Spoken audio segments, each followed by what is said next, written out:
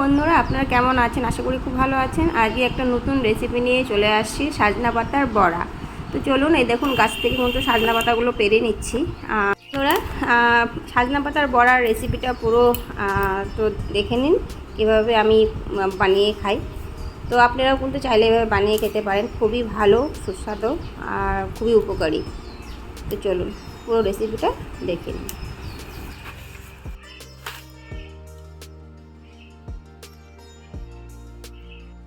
পাতাগুলো এইভাবে আমি এখন ছাড়িয়ে নিব, এক এক করে সুন্দর করে এইভাবে ছাড়িয়ে নিচ্ছি। তারপরে কিন্তু আরেকবার ছাড়াতে হবে, ওই ডাল, ওই ছোটো ছোটো ডাল থাকে, সেই ডালগুলোর থেকে পাতাগুলো ছাড়াতে হবে। ছাড়িয়ে নিয়ে সুন্দর করে ছাড়িয়ে নিয়ে ধুতে হবে। আর এই পাতাগুলো এমন একটা জিনিস না, যে জল দিলে কিন্তু জল গায়ে লাগে না, একদম তেলের মতো ওপরটা। তো যাই হোক বন্ধুরা, দেখতে থাকুন।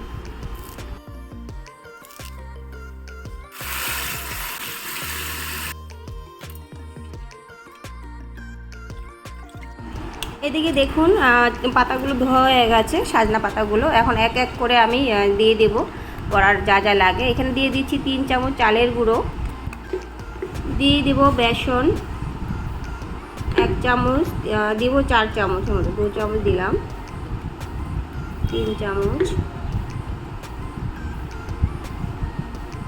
4 চামচ। দিয়ে দিচ্ছি পেঁয়াজ কুচি,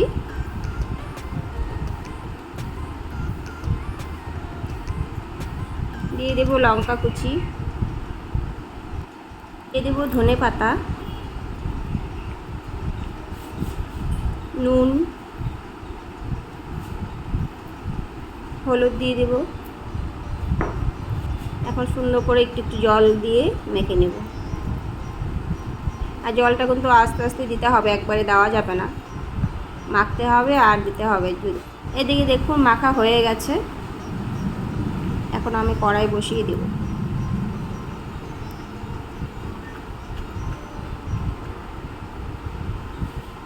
এদিকে দেখুন কড়াই বসিয়ে দিয়েছি, আর দিয়ে দেব সাদা তেল,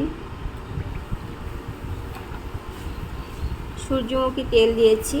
আর এখানে এইভাবে কিন্তু গোল গোল করে চ্যাপটা করে দিতে হবে এক এক করে। তো প্রথম কিন্তু গোল করতে হবে, করে তারপরে চ্যাপটা করে দিতে হবে।